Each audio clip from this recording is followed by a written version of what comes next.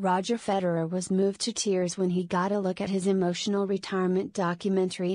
Roger Federer recently announced that he would be releasing a documentary charting the last 12 days of his professional career and his retirement at the Laver Cup.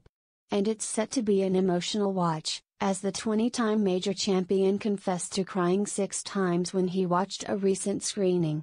Tennis fans will have an opportunity to get a behind-the-scenes look at Federer's memorable retirement.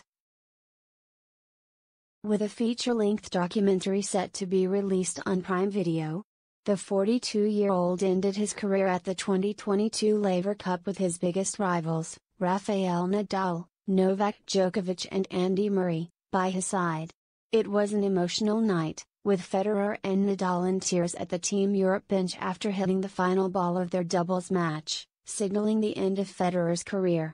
And the documentary is set to be a tearjerker, as even Federer was left crying despite living through the moment. The former world #1 enlisted Academy Award winner Asif Kapadia and Joe Sabia to document his final days as a professional tennis player for personal use. But he was convinced to release the footage after a hardcore viewing. "This was something I didn't want to do," Federer told GQ, explaining his decision to release the documentary to the public. "It's like writing a book. I didn't want to write a book.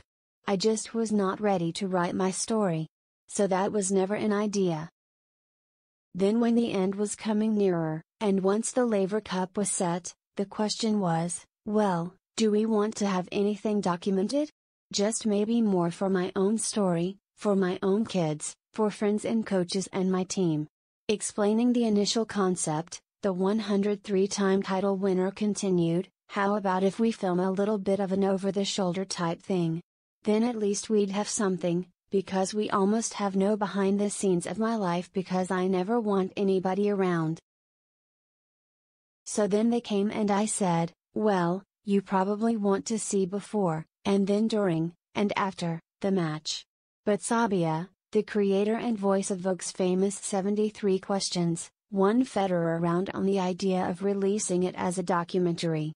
Federer explained, "And then Joe told me, hey, I have so much footage and it's so incredible and it would be such a waste not to share this. Can I just pitch to you a 1-hour doc? And I'm like, okay, well sure, but that's not the point here. But yeah sure, show me."